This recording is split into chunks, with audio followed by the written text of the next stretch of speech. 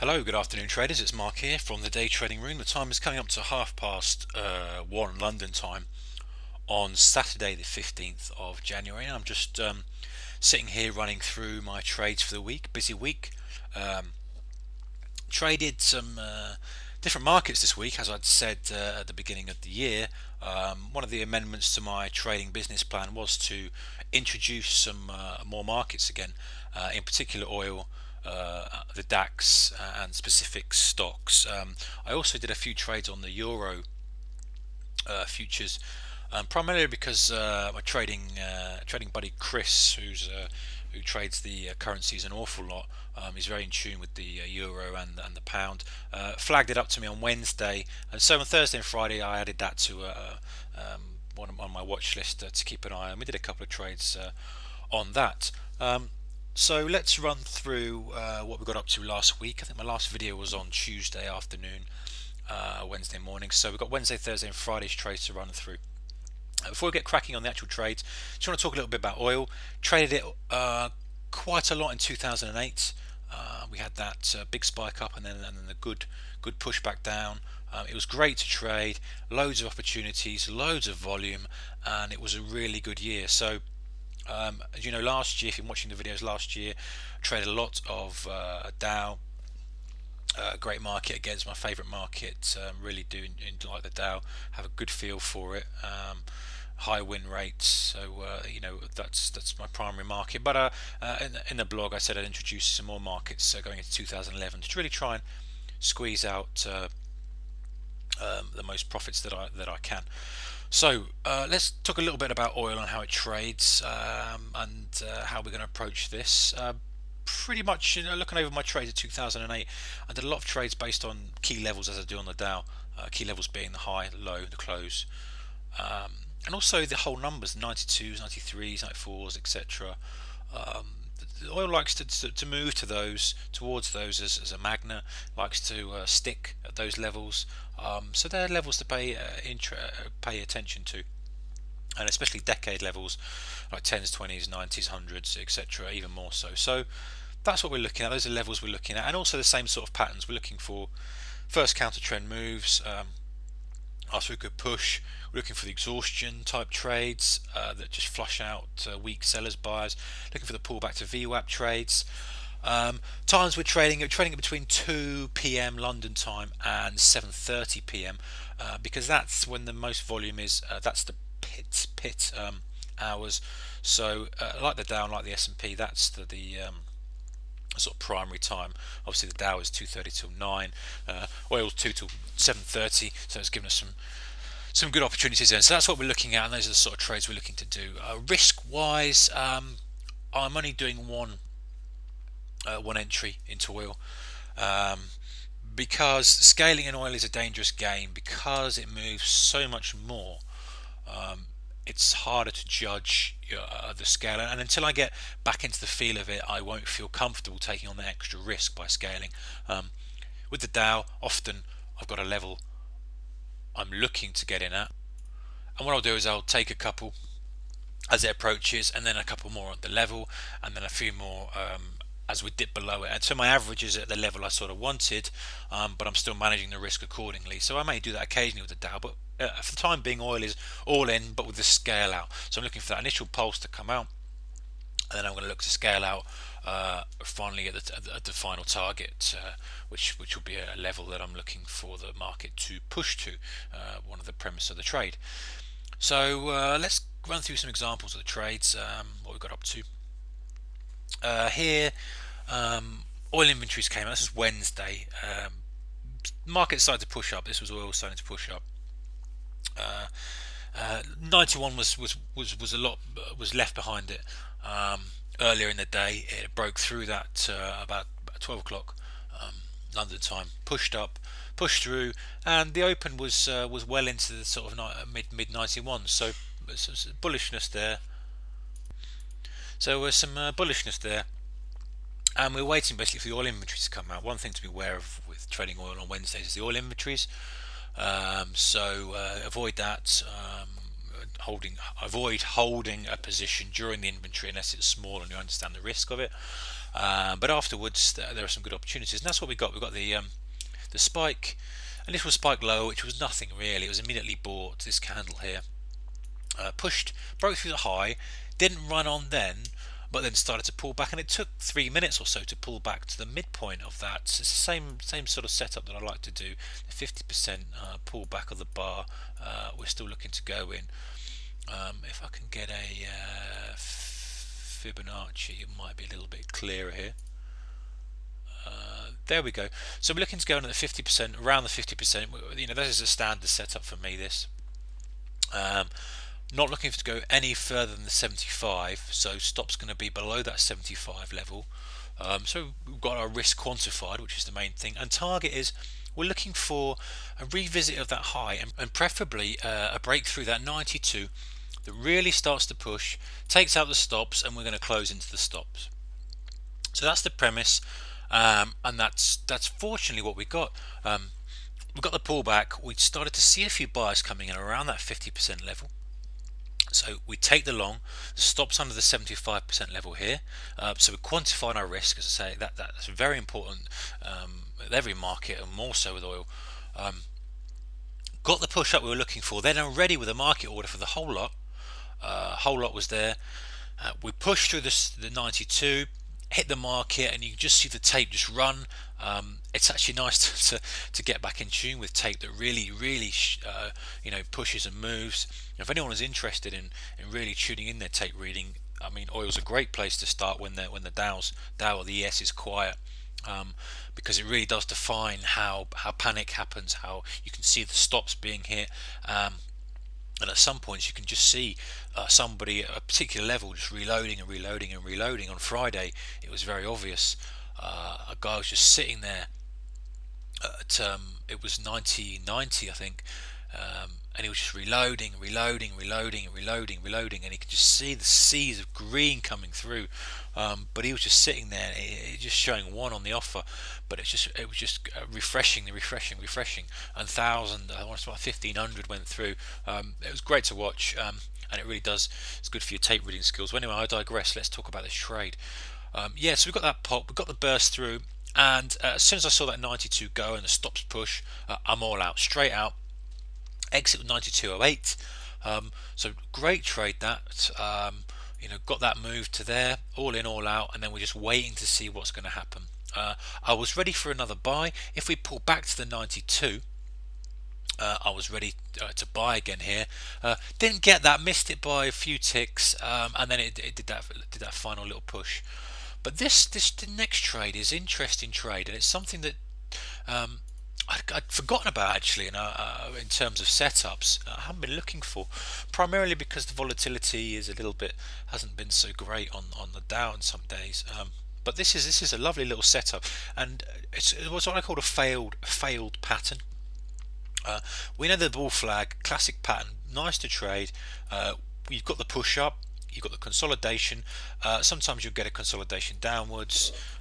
Sometimes you get a consolidation upwards. Sometimes you get a consolidation just going sideways. It's like digestion. It's almost like buyers not wanting to commit any further. Sellers aren't overly aggressive. Buyers are just sort of sitting on bids. They're not getting overly aggressive, but at some point the buyers get a little bit fed up, and the textbook thing is for that, and then you just get that push up. And one of my favourite patterns is this. You get this sideways movement, the coil, you get a little push lower that immediately is bought and then pushes higher. That's a fantastic pattern. I look for those, and if you can trade those, they really good patterns. You get that consolidation, get the push lower, just sucks in a few shorts, sucks out a few longs, and then you get that immediate tail. You've got to see that tail. You want to see that immediate tail that comes straight back into the range. There's your trade, there's your risk, and you're looking for the break. But that's by the by. That's not what happened today. We've got a failed bull flag today. Something you don't see as often, and something you've got to be a little bit cautious of because it's not as clear. But you can see here we've got the push up. We've got the flag forming here. I would say that this part here is the part I was looking at. There's your flag. So you got the congestion, you got the push up, you got the congestion in the flag, and then you get the push higher. All very well so far. But Immediately it was pushed lower, it was pushed back into the range. So if we're saying that this was the range here on the bull flag, it pushed higher and immediately came back into the range. Now for me this is worth a little bit of a short. Why is it worth a little bit of a short? Well, we haven't gone too far away from the 92. We have held above it, admittedly. There is some strength there in the day. But when you're looking at the longer term, that level was a pretty key level. And so it's going to take a lot of force for it to really push further and through that. So when I see this fake through, I don't see any big volume. I see the biggest volume on the inventories. I see a little bit more volume on the push through that we closed into, but then I see this push that pushes push through the high, should I say, that pushes straight back in to the channel. So this is primarily, I take it, because the risk is so quantified. You can take the short as we're pushing through into the channel here, and your stop can be above there. Now I don't know about the particular odds of the trade. I wouldn't give them that high odds, because quite often you'll still get this and then it'll push on further. So you have got to be careful of it. You've got to have your stop very strictly above that high there. It's a little bit speculative, but it can yield some quite nice quick gains when it's right, because a lot of people who are long, maybe looking for that further push, just start to come out and get a little bit panicky. So that was the short there. The premise was that we're going to look for a pullback to the 92, and that's what we got. Fortunately, we didn't take much heat on that. It just popped out of that channel once more, but came back in. Stop was above here, so we were set. Iron stop, not moving that at all. So we got the push lower, then we got the drive down to the bottom of the range here. I was tempted to close it, but we just got that last little push through. And then as we pushed through, I just sat in front of the 92. This is like 92.03, 92.04, something like that, just to take it all out there. And that was literally because we were still bullish. I wasn't looking for a home run on this. I was looking for a nice 30-point trade. I think it's about 25, something like that. Nice little trade based on the failure of a pattern. You don't want to get too carried away with that, because it's not to say that buyers won't then step in and push it back up. We're looking for that discounted price below the 92, which is sort of what we've got here. Really, we've got this little consolidation here, and I almost treated that as a little bit of a bear flag. I don't know about the validity of it, and I actually took a small loss on this one. There was the move down. Let's clear some of these things out so we can see what's going on. There was the push down after the failure to go to a high. So now I'm in a slightly bearish mode, just slightly. I've got to be careful, because it has been trending up, although not aggressively. But I'm also aware of how key this 92 is. So what I like to see is it holding below or above. So we've got the push down. Let me get my drawings. We've got the push down. I'm sort of considering this as a little bit of a bear flag. It's a bit iffy, that, to be honest with you. Really, if you're going to take bear flags and bull flags, they've got to be after a really good move. When you're inside the range, especially at the midpoint, it's a bit flaky, which is why I took it out for a small loss on that one. Primarily, I mean, if I'd have held it and stuck to my stop, I would have got a nice profit on it. But I just wasn't sure on the trade, so I ended up taking out. But anyway, that was the premise. I was looking for that hold below the 92. Stop was going to be just above that little spike there. I was a bit late on that. Was looking just for, because the volume had picked up as well here. You can see nice bit of volume pushing back under the 92. It's almost like there's a few guys stuck in there above 92, and there's potential for it to then start pushing and testing out these sort of lows here. Didn't get it. I took a loss on that trade. Next trade, this is a bread and butter trade. Regardless of what you think about where this is going to go, I have to take these trades. These are my great setups. These work for me time and time again. They're doing the Dow, and they're doing a lot of markets. Here's a 3-minute. This is the part we're talking about here. This was the little bear flag. This was the push lower. Look at this. This is great stuff. VWAP. There it is. There. What else have we got? Got our little window. Midday window, everyone's panicking, little counter trend moves you get before the final push. Also, we've had a push up. We've got our unwinding of the 3-minute cycle. So we've got market, we're trading the cycles here. Push lower, push higher, push lower. We're looking for one more push, and we're looking to go in as that starts to cycle up. And it just all fitted into place nicely. This was 5 p.m. on the dot, which is midday New York time, on the dot that spike lower, right at the VWAP, right on the low cycle. It's a trade that you've got to take. Well, I've got to take. This is the sort of trade that I really like. It sets up nicely, and it just works well. So yeah, that's what I did. Took that trade just after the 5 o'clock. Actually, just wanted to see if it was just going to hold. So just after the 5 o'clock, risk is pretty limited, really. I think I was using a 12 tick stop on that, fixed stop, because I didn't want it to go any lower, which put me about here, which is about right because it was below that support there. I mean, in an ideal world, you would have risked below the low, but I wasn't prepared to risk that much. I'm looking for just a cycle back up to at least to the 92, and I got that. It was a perfect trade. This was a lot of congestion, so I'm not looking for anything major out of it. And then that's exactly what we got. We got a push up back to that congestion area, back to the 92, and we're just sitting a 2 ticks in front of it at the 98, and we just got filled. So good day, good setup. Something to watch in the market. So we'll stick on oil. We'll go to the next day, which was a Thursday. Not so many trades on Thursday for me, but this trade was really based on, actually, if I'm just looking at the chart here, I can see how key again the 5 o'clock level was. If I'd have been paying attention to oil at the time, nice little trade there, double top, 5 o'clock, pull back down to the 92, lovely little trade. Shame I missed that. Anyway, I got involved in the close primarily because we saw this. We pushed up again over the 92, failed yet again. So I'm starting to think that there's some sellers there. The buyers are starting to get frustrated at this, but more importantly, we're coming into the final hour of the close. We get a good spike in volume. We get a good spike in volume, a good move lower. We get a little bear flag again. Here we go, spike lower, good volume, bear flag, pull down, push back, failed. There's my short, and what I'm looking for, I'm just looking to run that as much as I can into the close. And 91 was my target, primarily because we'd been there before. It was no big deal, but also because it just fitted nicely with the trade, because the low of the active pit hour was around the 91.10 level. I was looking to scale out just before that, which is obviously, it's just like an obvious thing for me in case it double bottoms, and then I'm looking to get extra aggressive and just see if we can just get that last push to 91, just to see if anyone's interested in that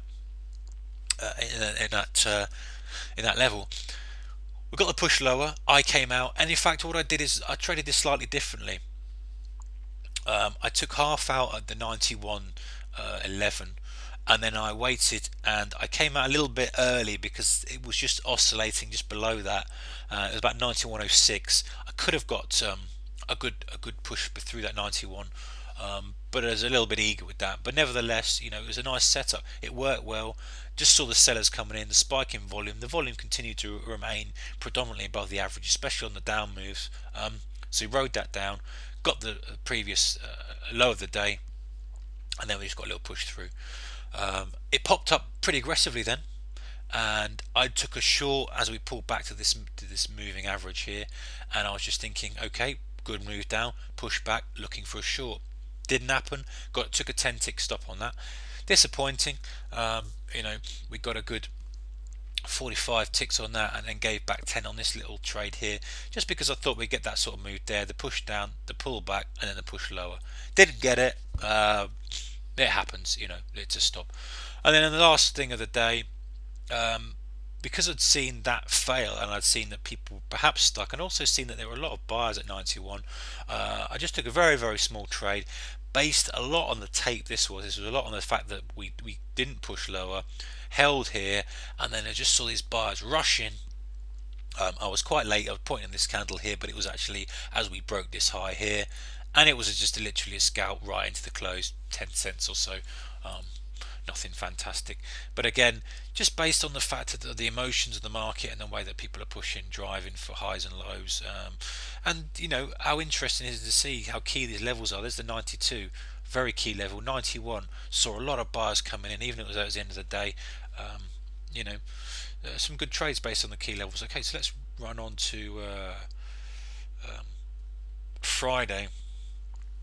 Friday, this was again a good day. Disappointed, I missed out on just closed it before we got this big spike, but here we are in the morning, oscillated around.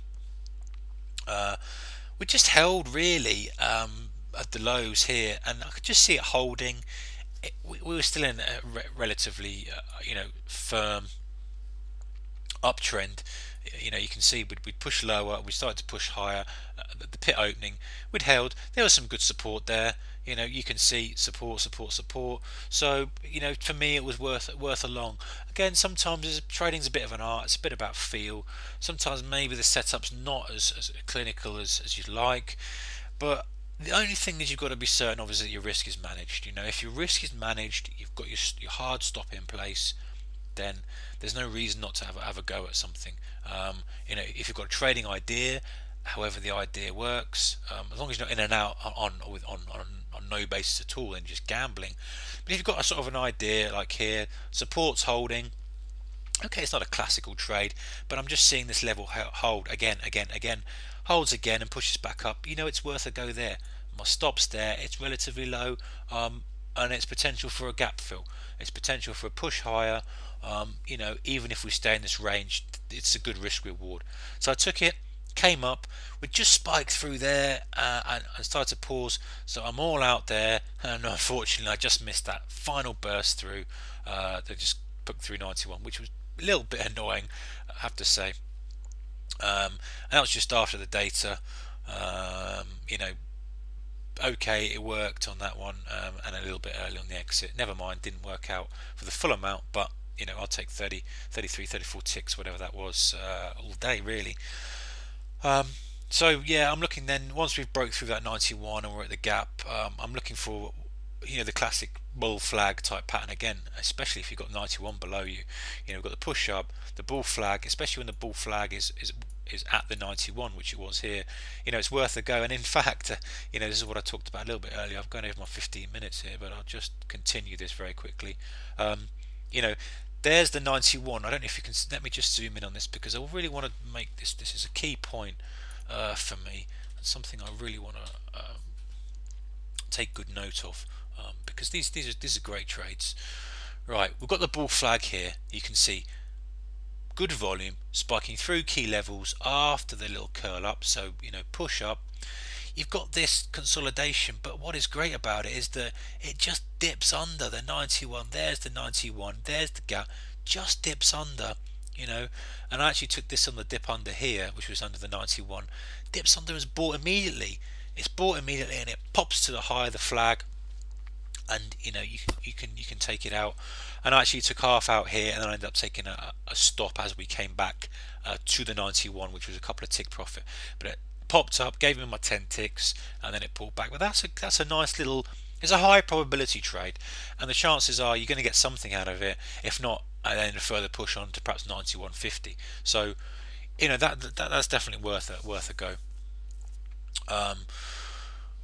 Something to look out for. That failed push lower after trapping a few shorts, especially when you've got to get my tongue around these words, especially when you've got a lot of buyers interested above a key level. It's pulling back, just spikes lower, then sees some attention on the buy side. It's a great little trade. And then finally a little scalp, just basically as we'd push below, push back up, push back down to 91. It was just trading this pivot. Just took a little long here. I think it's probably based a lot on tape. 50% of that move. This was acting as a bit of a pivot point here. People were shorting here and buying here, and actually, there was a tape. That's it, it reminds me now. There was a tape seller there at 90. Tape seller there at 90, and he was holding. He was the guy who was reloading. I spoke about earlier, reloading, kept pushing it lower to around this 90, 80, 90, 78 level, pushing it lower. Then when he lifted, it pushed higher. So I'm looking for that pull back to around the 92, 93 level to get long for a further push through the high. We got a little push, a little pop, which just failed. It didn't have any momentum to it. Look at this volume here, dried right off. Great premise, didn't work. You shrug your shoulders. You say, okay, if it gives me anything, fine. We just try not to lose anything. But the premise is fine on that. Good tape seller there. He broke. I'm looking for the pullback. See him hold. He holds again. Not him, should I say. The 90 holds again because you've got a lot of people who've been buying at the 90 to get the break. Pulls back, holds, and then we're looking for that push through. A little bit impatient there. Could have got a retest of the high. Never mind. Coming towards the end of the afternoon, so we're happy to do that. Okay, guys, I'm gonna have to call it down this video. I'm gonna run through my other trades in another video. So this is part one. Have a look at part two in a bit.